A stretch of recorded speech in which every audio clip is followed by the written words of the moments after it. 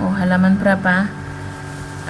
Ini Mas, masih di ini aja kok, di slide 17. Slide 17 yang tadi saya upload di Facebook. Jadi nggak di modul. Jadi ini saya rangkumkan. Nah, ini yang tadi saya tanyakan itu lebih ke pengalaman teman-teman, tidak ada di modul. Jadi saya ingin tahu nih, teman-teman sebutkan contoh organisasi, nanti saya berikan ininya, penjelasannya. Oke. Terus oke, ini OSIS waktu sekolah ya. Nah, oke. Misalnya OSIS. Nah, OSIS itu kan biasanya kegiatannya macam-macam ya. Dulu ketika saya SMP SMA itu ada pembagian masing-masing gitu ya. Mungkin pengalaman tiap-tiap orang kan beda.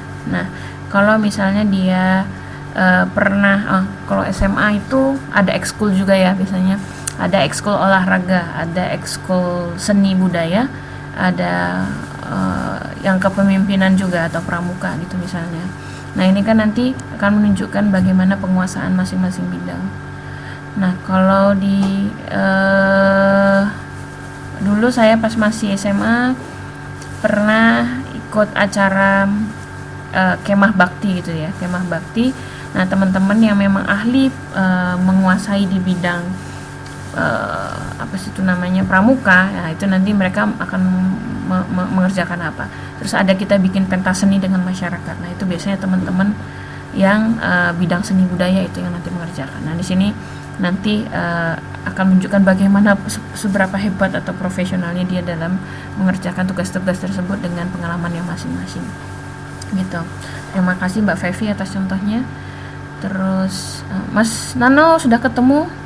Ini slide-nya di Vizik kelihatan nggak tampilannya?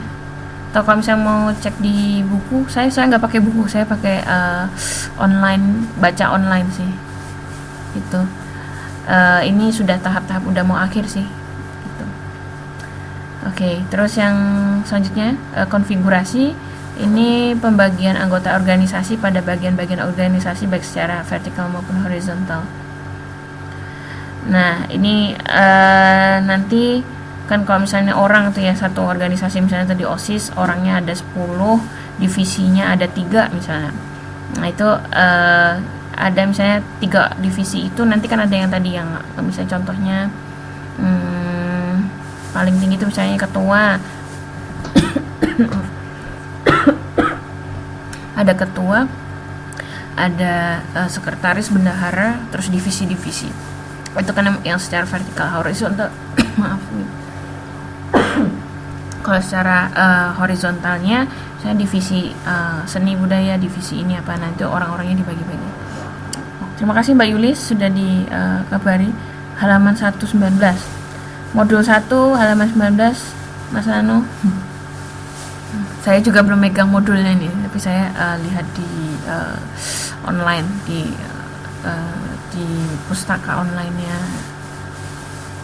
Oke, UT Tawan. Terus lanjut lagi ya, dimensi kontekstual itu karakteristik keseluruhan organisasi dan lingkungan. Jadi kalau tadi struktural itu tadi internalnya organisasi. Nah, ini konteksnya dilihat dari luar, dari sekeliling organisasi tersebut. Pertama itu ukuran organisasi, seberapa besar. Itu ukurannya biasanya tahunya dari jumlah anggota. Misalnya kalau PPI Taiwan itu total mahasiswa ada 2000-an, tapi yang jadi pengurus itu biasanya 30. Nah, kalau dibandingkan dengan organisasi BMI, nah itu beda tentunya, karena BMI total di Taiwan kan ada 200.000 ya. Nah, tapi biasanya organisasinya saking banyaknya, biasanya yang paling besar apa? Yang dilihat siapa yang anggotanya paling banyak. Nah, kayak gitu. Jadi teman-teman bisa melihat dari sisi anggota maupun nanti pengurusnya. Kemudian kalau teman-teman sekarang nih saya tanyain, teman-teman taunya organisasi BMI yang paling besar di Taiwan apa ya? Ada yang bisa sharing? Organisasi BMI paling besar atau yang teman-teman tahu ya, sejauh pengalaman teman-teman? KMIT menurut Mas Nano, menurut yang teman-teman yang lain paling besar apa organisasinya? KMITO itu Keluarga Muslim Indonesia Taiwan ya. Ini karena mahasiswa dan juga BMI, semua yang muslim di Taiwan gitu. IPIT, terima kasih Mbak Yulis. Ada Mbak Suartini, ATKI ya, Asosiasi Tenaga Kerja Indonesia.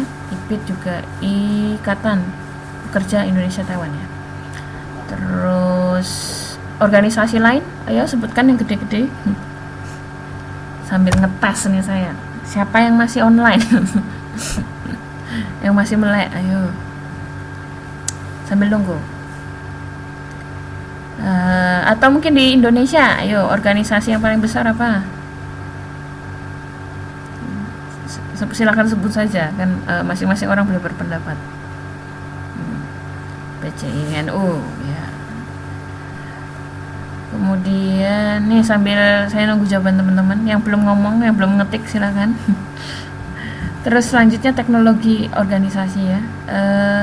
Ini menunjukkan jenis dan tingkatan teknologi yang digunakan pada organisasi tersebut. Ini teknologi organisasi itu contohnya penggunaan IT bisa juga.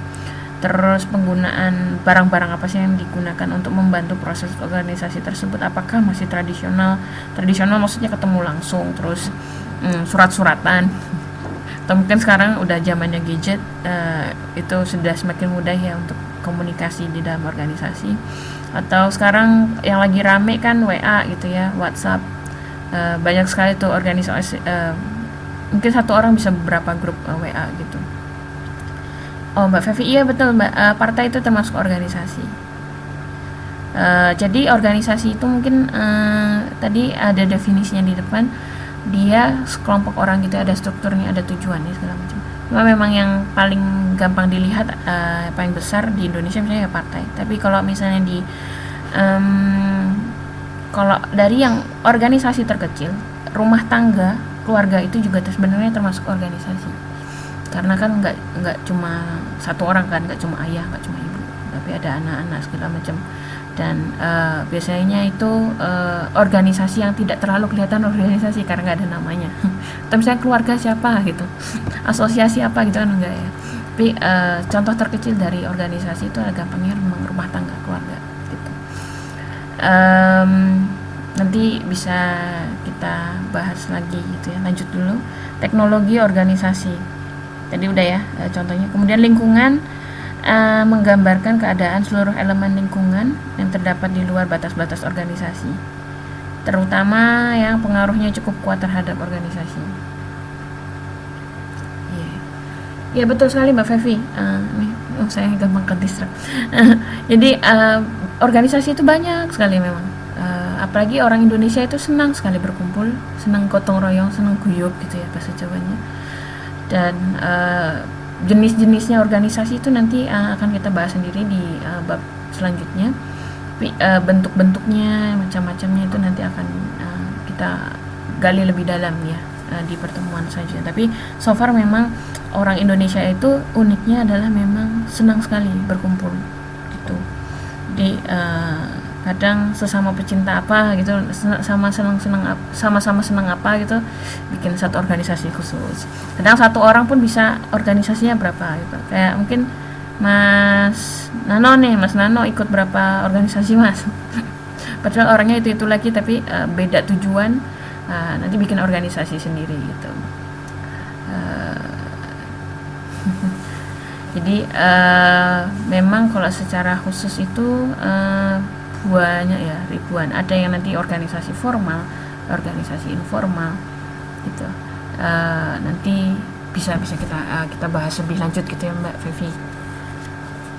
Oke, nanti kita obrolin lagi. Nah ini balik lagi tadi yang ke lingkungan ya. Lingkungan itu sekeliling kita, kadang kita nggak bisa nentuin harus kayak gini atau harus begitu.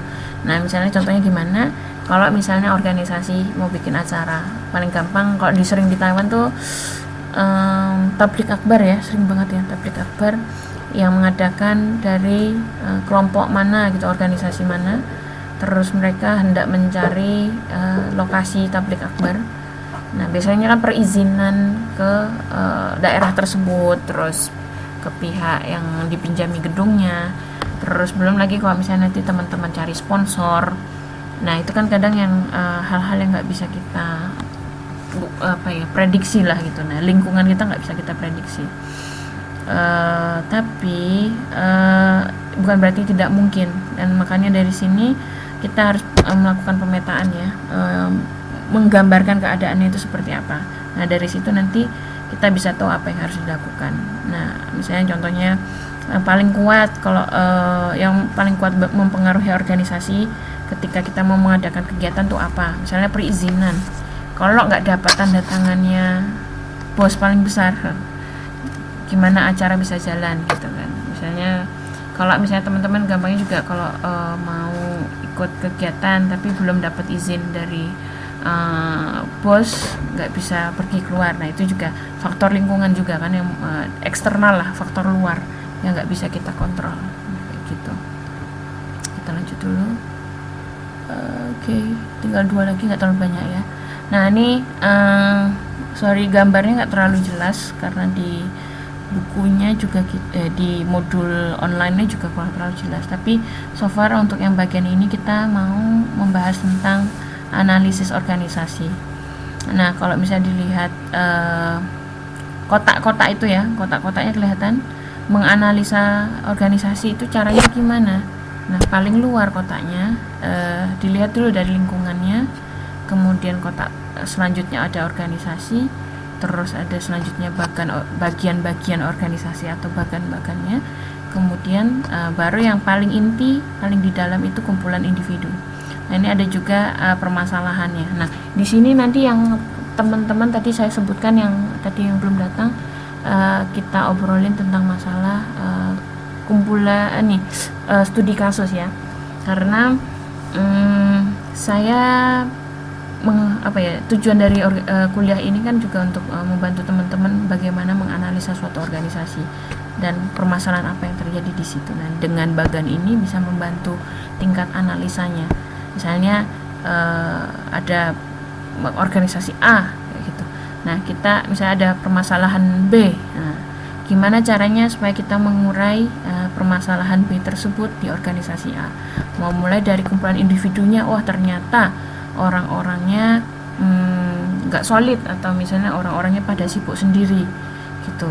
Kemudian bagian-bagian organisasinya, oh ternyata banyak kerjaan-kerjaan yang tumpang tindih karena ada divisi 5 tapi ternyata tugasnya itu nggak terlalu berbeda, ada tumpang tindih misalnya di situ. Kalau dilihat secara keseluruhan organisasinya, oh mungkin ada masalah yang cukup ini membuat mereka jadi dikenal buruk kayak gitu ya, misalnya oleh secara internal lah, sebenarnya internal. Terus ada juga misalnya dari sisi kondisi lingkungannya. Jadi kalau misalnya ada permasalahan internal, kemudian dari ada pastinya biasanya suka ada pengaruh lingkungan luar. Kenapa kok ini bisa gagal terjadi, mengadakan suatu event terus organisasi ini gagal gitu ya, gagal melaksanakan tugasnya. Nah, menganalisanya juga bisa dari lingkungan. Oh, ternyata tadi dia tidak mendapatkan izin dari misalnya pemerintah Taiwan, atau nggak mendapatkan izin dari pihak peminjam gedung kayak gitu ya. Hal-hal yang di luarnya, bukan organisasi kita tapi dari luarnya gitu. Oke, terus yang terakhir, nah ini lingkup pembahasannya. Jadi ya di sini memang di modul ini sangat menekankan pengaruh lingkungan tadi ya. Pendekatan modern itu dia memang sangat menekankan di lingkungan, yaitu gimana caranya melihat dan mengukur lingkungan, terus jenis-jenis lingkungannya dan pengaruh lingkungan terhadap organisasi. Dan lingkungan itu bukan sekedar fisik, secara fisik alam ya, alam tumbuhan gitu enggak. Ya walaupun geografis pun kadang juga berpengaruh. Misalnya organisasi tertentu itu terpengaruh karena hawanya atau iklim di negara 4 musim, misalnya kayak di Taiwan juga kan musim dingin jadi apa gitu. terus musim dingin